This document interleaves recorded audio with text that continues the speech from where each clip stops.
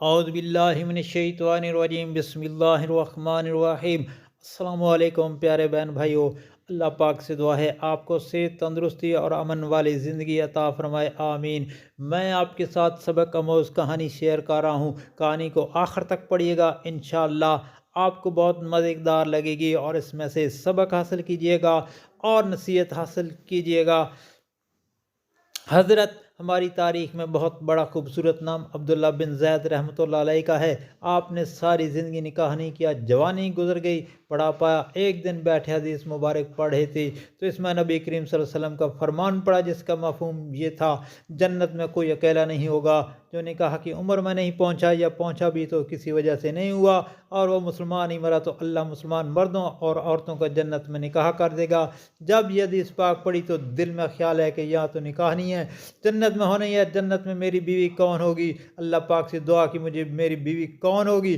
پہلی رات دعا قبول نہیں، دوسری رات بھی دعا قبول نہیں ہوئی، تیسری رات دعا قبول ہوگی۔ خواب میں کیا دیکھا؟ کالے رنگ کی عورت، حضرت بلال حبشی کے دیس کی رہنے والی، حبشہ کے دیس کی، اور وہ کیا کہتی ہے کہ میں میمونہ ولید ہوں اور میں بصرہ میں رہتی ہوں۔ پتہ مل گیا، آنکھ کھلی، حضرت کی تہجد کے وقت تھا، نوافل پڑھے، نماز فجر با جماعت ادا کی اور سواری لے کر حضرت عبداللہ بن زید بصرہ گئے۔ وہاں لوگوں نے بڑا استقبال کیا، حضرت کا نام ہی بہت بڑا تھا۔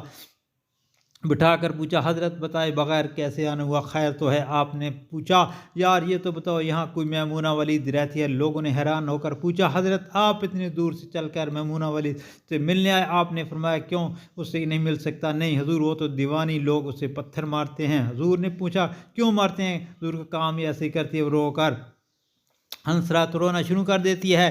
حضرت نے فرمایا، اثر کس نے دیکھی کہ وہ کس سمت گئی ہے؟ لوگوں نے کہا، حضور جنگل نہ جائیں، بہت خوفناک جنگل ہے۔ آپ نے فرمایا، بتاؤ کس طرف گئی ہے؟ لوگوں نے بتایا۔ آپ فرماتے ہیں، میں نکل گیا کہ میں جنگل میں گیا، وہاں خوفناک جنگل تھا، جنگلی جانوروں کی بھرمار تھی، قدم قدم پر کوئی نہ کوئی چیز کھڑی ہے۔ آپ فرماتے ہیں، قربان جاؤں اس عورت کی مردانگی پر، وہ اس جنگل میں کس طرح بکریاں چرا رہی ہے، شیروں نے اس کی بکریوں کو ابھی تک کھایا نہیں، اتنے درندے ہیں، سارے مل کر حملہ کر دیں تو کیا کرے یہ اکیلی عورت، کس کس کو روکے گی؟ خیر آپ فرماتے ہیں کہ میں وہاں جگہ جہاں لوگوں نے مجھے بتائی تھی میں وہاں پہنچ گیا۔ جب میں وہاں پہنچا تو منظر دیکھ کر میں حیران رہ گیا کہ حیران کر دینے والے منظر سے پہلے میمونہ ولید بکریاں نہیں چرا رہی تھی، بلکہ اس جنگل میں جائے نماز بچھا کر نوافل پڑھ رہی تھی، پر بکریاں چرانا تو بہانہ تھا، یہ تو بہانہ تھا کنارہ کشی کا۔ لوگ یہی سمجھتے تھے میمونہ سارا دن بکریاں چراتی ہے، لیکن میمونہ بکریاں نہیں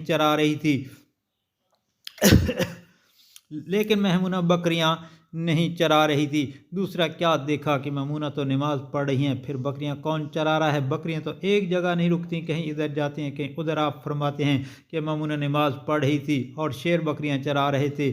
بکریاں چر رہی ہیں، شیر ان کے ارد گھوم رہے ہیں، اگر کوئی بکری بھاگتی ہے، اس کی فطرت شرارت کرنا، تو شیر اسے پکڑ کر واپس لے آتا ہے، لیکن کہتا کچھ نہیں۔ آپ فرماتے ہیں، میں حیران و پریشان کھڑا تھا، یہ کیسے ہو گیا؟ فطرت کیسے بدل گئی؟ لوگ کہتے ہیں فطرت نہیں بدلتی، یہ شیروں اور بکریوں میں یاری کیسی ہوگی؟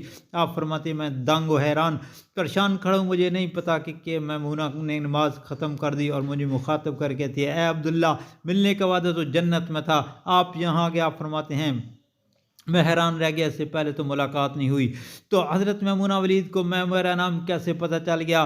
تو آپ فرماتے ہیں کہ میں نے حضرت میمونہ ولید سے سوال کیا، آپ سے پہلے ہم نے ملاقات نہیں ہوئی، ہمارا تو نام پتہ کیسے پتہ چلا؟ آپ کو تو جواب ملا۔ حضرت میمونہ ولید فرماتی ہیں، عبداللہ جس رات اللہ نے تجھے کہا، آپ نے فرمایا، آپ فرماتے ہیں کہ جس چیز نے مجھے سب سے زیادہ حیران کیا وہ یہ تھا کہ یہ فطرت کیسے بدلی۔ میں نے حضرت میمونہ ولید سے پوچھا، آپ یہ بتاؤ شیروں نے بکریوں کے ساتھ یاری کیسے کر لی؟ یہ تو غذا ہے، اگر شیر بکریوں کے ساتھ یاری لگائے گا تو کھائے گا، یہ معاملہ کیسے ہو گیا؟